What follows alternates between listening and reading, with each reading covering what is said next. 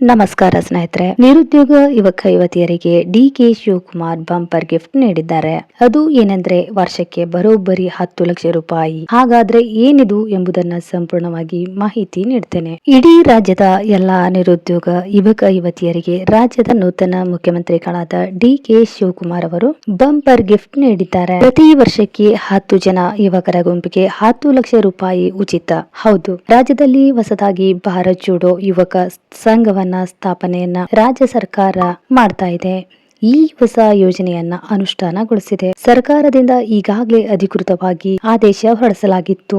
ರಾಜ್ಯದಲ್ಲಿ ಅನೇಕ ನಿರುದ್ಯೋಗಿ ಯುವಕರಿಗೆ ಸಹಾಯ ಮಾಡುವ ನಿಟ್ಟಿನಲ್ಲಿ ಸರ್ಕಾರವು ಈ ಹೆಜ್ಜೆಯನ್ನ ಮುಂದಿಟ್ಟಿದೆ. ನಮ್ಮ ರಾಜ್ಯದಲ್ಲಿ ಸಂಸ್ಕೃತಿ ಹಾಗೂ ಆಚಾರ ವಿಚಾರಗಳ ಜೊತೆಗೆ ಪಂಚಾಯತ್ ಮಟ್ಟದಲ್ಲಿರುವ ಪ್ರತಿಯೊಬ್ಬ ಹಳ್ಳಿಯಲ್ಲಿರುವ ನಿರುದ್ಯೋಗ ಯುವಕ ಯುವತಿಯರಿಗಾಗಿ ಸಹಾಯ ಮಾಡುವ ಉದ್ದೇಶದಿಂದ ನಗರ ಪಟ್ಟಣಗಳಲ್ಲಿರುವ ವಾರ್ಡ್ಗಳ ಅಡಿಯಲ್ಲಿ ಬರುವ ಎಲ್ಲಾ ನಿರುದ್ಯೋಗಿ ಯುವಕರಿಗೆ ಅನುಕೂಲವಾಗುವ ದೃಷ್ಟಿಯಿಂದ ಪ್ರತಿ 12 ಜನ ಸದಸ್ಯ ಮಾಡಿಕೊಳ್ಳುವ ಯುವಕರ ಗುಂಪುಗಳಿಗೆ ಸರ್ಕಾರವು ನೇರವಾಗಿ 10 ಲಕ್ಷ ರೂಪಾಯಿಗಳನ್ನ ಸಂಪೂರ್ಣ ಉಚಿತವಾಗಿ ನೀಡ್ತಾ ಇದೆ ಹಾಗೂ 24,000 ರೂಪಾಯಿಗಳನ್ನ ವೇತನವಾಗಿ ನೀಡಲಾಗುತ್ತದೆ. ಹಾಗಾದ್ರೆ ಬನ್ನಿ, 24,000 ರೂಪಾಯಿ ವೇತನ ಹಾಗೂ 10 ಲಕ್ಷ ರೂಪಾಯಿಗಳನ್ನ ನೀಡಲು ಸರ್ಕಾರ ಭಾರತ್ ಜೋಡೋ ಯುವಕ ಸಂಘಗಳನ್ನ ಸ್ಥಾಪನೆ ಮಾಡಿದ್ದು ಯಾವೆಲ್ಲ ದಾಖಲಾತಿಗಳು ಬೇಕು, ಇದನ್ನು ಮಾಡುವುದು ಹೇಗೆ, ಈ ಹಣ ಹೇಗೆ ನೀಡಲಾಗುತ್ತದೆ, ಅದನ್ನ ನಾವು ಹೇಗೆ ತೆಗೆದುಕೊಳ್ಳಬೇಕು ಎಂಬ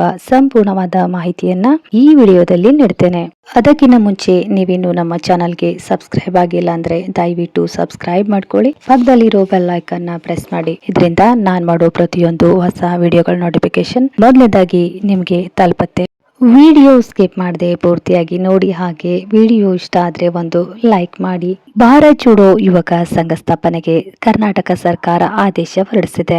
ಇದರಲ್ಲಿ ಸಂಘ ಸ್ಥಾಪನೆ ಕುರಿತು ಮಾರ್ಗಸೂಚಿಯನ್ನ ನೀಡಿದೆ. ಪ್ರತಿಯೊಂದು ಸಂಘದಿಂದ ತರಬೇತುದಾರರಿಗೆ ವರ್ಷಕ್ಕೆ ತಲಾ 24,000 ರೂಪಾಯಿ ಗೌರವಧನ ಜೊತೆಗೆ ಪ್ರತಿ ಸಂಘಕ್ಕೆ ವಾರ್ಷಿಕ ತಲಾ 10 ಲಕ್ಷ ರೂಪಾಯಿ ಅನುದಾನ ನೀಡಲಾಗುತ್ತದೆ. ಈ ಬಗ್ಗೆ ಕಂದಾಯ ಸಚಿವ ಉಪಮುಖ್ಯಮಂತ್ರಿ ಜಿ. ಪರಮೇಶ್ವರ್ ಟ್ವೀಟ್ ಮಾಡಿದ್ದು, ಯುವ ಜನರಲ್ಲಿ ಕ್ರೀಡೆ, ಸಂಸ್ಕೃತಿ, ವೈಜ್ಞಾನಿಕ ಮನೋಭಾವ ಹಾಗೂ ಸಾಮಾಜಿಕ ಸಾಮರಸ್ಯ ಉತ್ತೇಜಿಸಲು ಗ್ರಾಮ ಪಂಚಾಯಿತಿ ಹಾಗೂ ನಗರ ವಾರ್ಡ್ಗಳ ವ್ಯಾಪ್ತಿಯಲ್ಲಿ ಸಂಘಗಳನ್ನ ಸ್ಥಾಪಿಸಲು ಅಧಿಕೃತ ಆದೇಶವನ್ನ ಹೊರಡಿಸಿದೆ.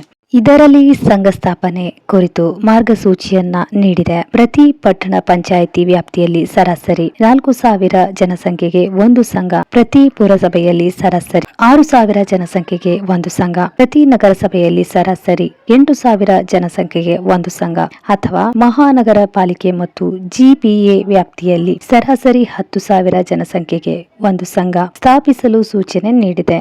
ಈ ಯೋಜನೆಯನ್ನ ಯುವ ಸಬಲೀಕರಣ ಹಾಗೂ ಕ್ರೀಡಾ ಇಲಾಖೆ ಮುಖಾಂತರ ಅನುಷ್ಠಾನ ಮಾಡಲಾಗುವುದು.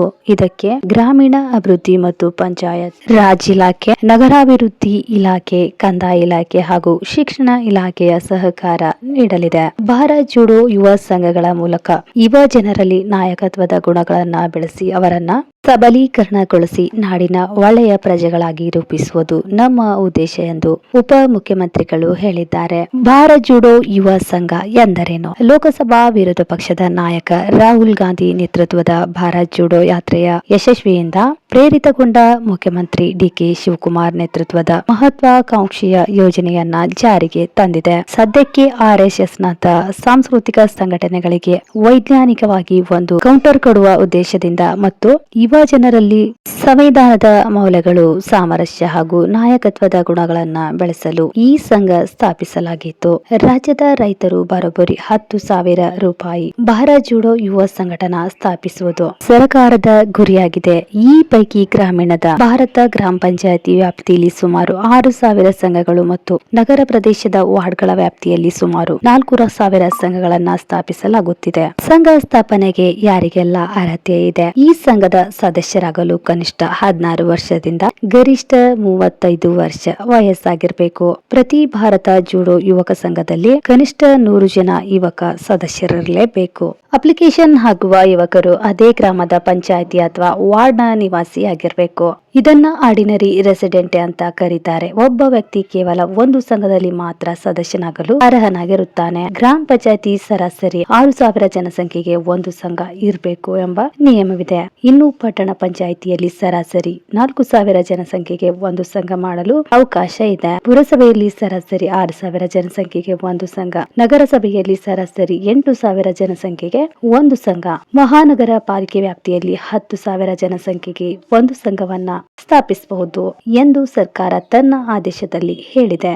ಸಿಗುತ್ತೆ ಬರೋಬ್ಬರಿ 10 ಲಕ್ಷ ರೂಪಾಯಿ ಫಂಡ್. ಸರ್ಕಾರ ಈ ಯೋಜನೆಗಾಗಿ ವಾರ್ಷಿಕ ಒಟ್ಟು 10 ಕೋಟಿ ಬಜೆಟ್ ಮೀಸಲಿಟ್ಟಿದೆ. ಇದರಲ್ಲಿ ಪ್ರತಿ ವರ್ಷಕ್ಕೆ ವಾರ್ಷಿಕವಾಗಿ 10 ಲಕ್ಷ ರೂಪಾಯಿ ಅನುದಾನ ಸಿಗಲಿದೆ. ಆದ್ರೆ ಈ 10 ಲಕ್ಷ ರೂಪಾಯಿ ನೇರವಾಗಿ ಒಟ್ಟಿಗೆ ಸಿಗುವುದಿಲ್ಲ. ಇದನ್ನ 3 ಕಂತುಗಳಲ್ಲಿ ನಿಮ್ಮ ಸಂಘದ ಬ್ಯಾಂಕ್ ಅಕೌಂಟ್ ನಲ್ಲಿ ಜಮೆ ಮಾಡಲಾಗುತ್ತದೆ.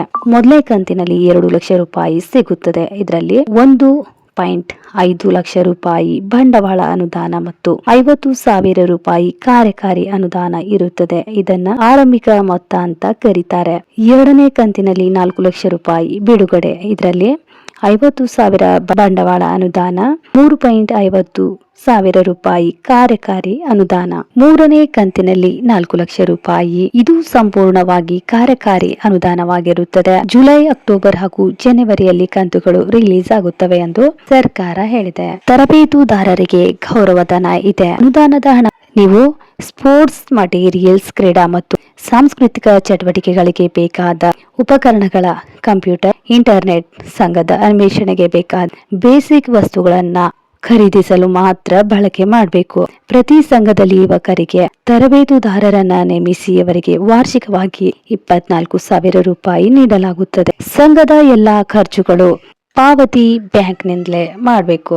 ಸಂಘದ ರಿಜಿಸ್ಟ್ರೇಷನ್ ಮಾಡೋದು ಹೇಗೆ? ಪ್ರೋಸೆಸ್ ತುಂಬಾ ಸರಳವಾಗಿದೆ. ಮೊದಲು ನೀವು BJYS ಆನ್ಲೈನ್ ಪೋರ್ಟಲ್ ಅಥವಾ ಮೊಬೈಲ್ ಆಪ್ ಮೂಲಕ ಆನ್ಲೈನ್ ನಲ್ಲಿ ಅಪ್ಲಿಕೇಶನ್ ಹಾಕಬಹುದು. ಒಂದು ವೇಳೆ ಆನ್ಲೈನ್ ಗೊತ್ತಿಲ್ಲ ಅಂದ್ರೆ ಗ್ರಾಮ ಪಂಚಾಯಿತಿ ಆಫೀಸ್, ಗ್ರಾಮ 1, ಕರ್ನಾಟಕ 1, ಬೆಂಗಳೂರು 1 ಅಥವಾ ನಾಗರಿಕ ಸೇವಾ ಕೇಂದ್ರಗಳ ಸಹಾಯದಿಂದ ಅರ್ಜಿ ಸಲ್ಲಿಸಬಹುದು. ಸಂಘದ ಪ್ರತಿ ಸದಸ್ಯನ ನೋಂದಣಿಗೆ ಆಧಾರ್ ಕಾರ್ಡ್ ಕಡ್ಡಾಯ. ಇನ್ನು ಪ್ರತಿ ಸದಸ್ಯನಿಗೆ ಕೇವಲ 10 ರೂಪಾಯಿ ರಿಜಿಸ್ಟ್ರೇಷನ್ ಫೀ ಇರುತ್ತದೆ. ಇದರಲ್ಲಿ ಮೆಂಬರ್ಗಳಿಗೆ ID ಕಾರ್ಡ್ ಸಿಗುತ್ತದೆ. ಇದರ ಜೊತೆ ಪ್ರತಿ ಸಂಘವನ್ನ ಕರ್ನಾಟಕ ಸಂಘಗಳ ನೋಂದಾವಣೆ ಕಾಯ್ದೆ 1960 ಅಡಿಯಲ್ಲಿ ರಿಜಿಸ್ಟ್ರೇಷನ್ ಮಾಡಲಾಗುತ್ತದೆ. ಪ್ರಜಾಸತ್ತಾತ್ಮಕವಾಗಿ 15 ಜನರ ಸದಸ್ಯರ ಆಂತರಿಕ ಕಾರ್ಯಕಾರಿ ಸಮಿತಿಯನ್ನ ರಚಿಸಬೇಕು. ಈ ಸಮಿತಿಯಲ್ಲಿ ತಲಾ ಒಬ್ಬ ಅಧ್ಯಕ್ಷ, ಉಷಾಗ್ರಹ, ಖಜಾಂಜಿ ಇರುತ್ತಾರೆ. 12 ಜನ ಕಾರ್ಯಕಾರಿ ಸದಸ್ಯರಿರುತ್ತಾರೆ. ಅಧ್ಯಕ್ಷ ಅಥವಾ ಉಪಾಧ್ಯಕ್ಷರಲ್ಲಿ ಒಬ್ಬ ಮಹಿಳೆ ಕಡ್ಡಾಯವಾಗಿ ಇರಲೇಬೇಕು. ಇದರ ಜೊತೆಗೆ 15 ಜನರ ಕಮಿಟಿಯಲ್ಲಿ ಮೀಸಲಾತಿ ಪಾಲಿಸುವುದು ಕಡ್ಡಾಯವಾಗಿದೆ. SC/STಗೆ 3 ಸದಸ್ಯರಿರಲೇಬೇಕು. OBC ಅಥವಾ ಮೈನಾರಿಟಿ 4 ಸದಸ್ಯರಿರಲೇಬೇಕು. 8 ಸದಸ್ಯರು ಜನರಲ್ ಕ್ಯಾಟಗರಿ ಸೇರಿರಬೇಕು.